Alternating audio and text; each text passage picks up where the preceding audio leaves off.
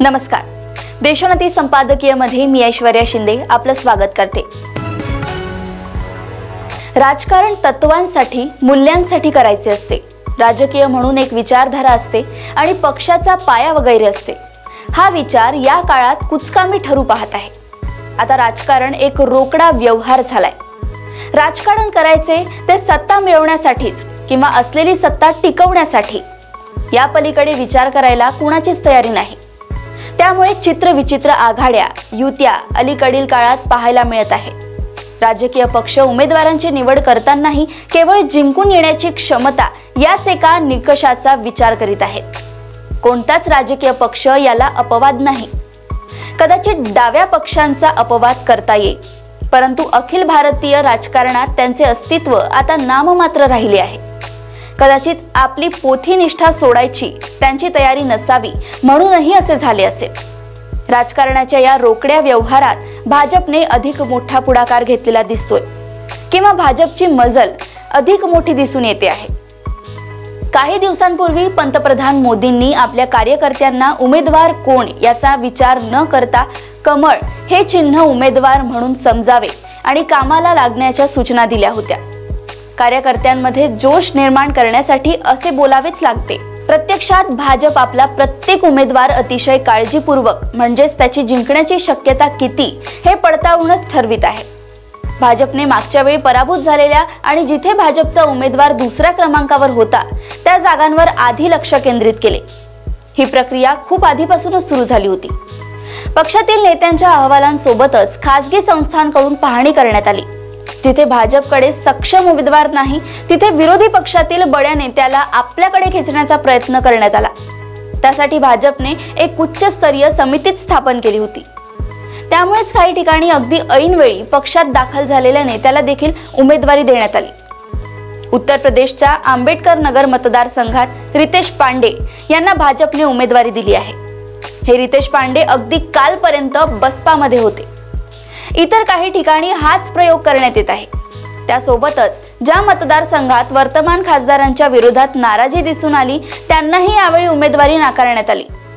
त्यांच्याऐवजी नवे चेहरे रिंगणात उतरवण्यात येत आहेत. दिल्लीत भाजपने आतापर्यंत घोषित 5 जागांपैकी 4 ठिकाणी नवे चेहरे दिले आहेत. काही मतदारसंघात अजूनही विरोधी खेम्यातील बडे नेते पक्षात सामील होण्याची प्रतीक्षा करण्यात येत आहे. त्या मतदारसंघात वर्षानुवर्षे भाजपचे काम करणारे कार्यकर्ते, नेते तसेच बाजूला राहते. कारण इथे पक्षनिष्ठा वगैरे गोष्टी गौण आहे. निकष एकच, जिंकून येण्याची क्षमता. भाजपकडे असलेली सत्ता, पैसा, कार्यकर्त्यांची फौज आणि पुन्हा भाजप सत्तेवर येणार अशी तयार करण्यात येणारी हवा विरोधी बाकावरील अनेक सत्ताकांक्षी नेत्यांना भुरळ घालत आहे. त्यापैकी अनेक जण भाजपात दाखल झाले आहेत आणि अनेक लोक कोणत्याही क्षणी भाजपात दाखल होण्याची शक्यता आहे. विरोधी पक्षातील बड्या नेत्यांना आपल्याकडे खेचण्यामागे भाजपची दुहेरी रणनीती आहे. एकतर भाजपला त्यांच्या माध्यमातून एक सक्षम उमेदवार मिळू शकतो आणि दुसरे म्हणजे अशा प्रकारच्या घाऊक पक्षांतराच्या माध्यमातून विजयाची हवा तयार करता येते. भाजप हा एक प्रकारचा माइंड गेम खेळत आहे. विरोधकांच्या आत्मविश्वासाला धक्का देण्याची ही रणनीती कितपत प्रभावी ठरते हे येणारा काळच सांगेल. सध्या तरी 370 हा जादुई आकडा गाठण्यासाठी भाजप साम दाम दंड भेद अशा वाटेल त्या मार्गाने प्रयत्न करताना दिसत आहे.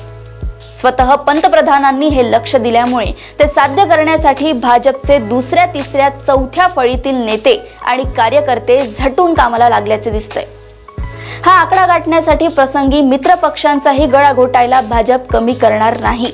एक बाब मात्र दिसून येत आहे की भाजप नेते कितीही आवाणीत दिसले तरी भाजप स्वबळावर 370चा आकडा गाठणे शक्य नाही.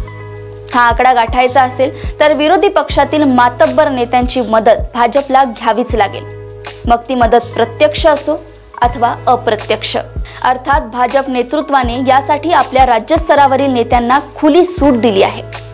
त्यातूनच फोडाफोडीच्या राजकारणाला ऊत आलाय आणि पुढच्या काही दिवसात त्याचे प्रमाण वाढलेले दिसेल. आताचे किंवा पूर्वीचे मित्र पक्ष कितीही आरडाओरड करो, भाजपच्या या रोकड्या व्यवहारात इतर मूल्यांना कुठेही स्थान नाही. अशाच राजकीय घडामोडी व अपडेट सोबत पुन्हा भेटूया देशोन्नती संपादकीय मध्ये. बघत रहा देशोन्नती. नमस्कार. ठळक घडामोडींसाठी देशोन्नती न्यूज चॅनलला सबस्क्राईब करा आणि बेल आयकॉन प्रेस करा।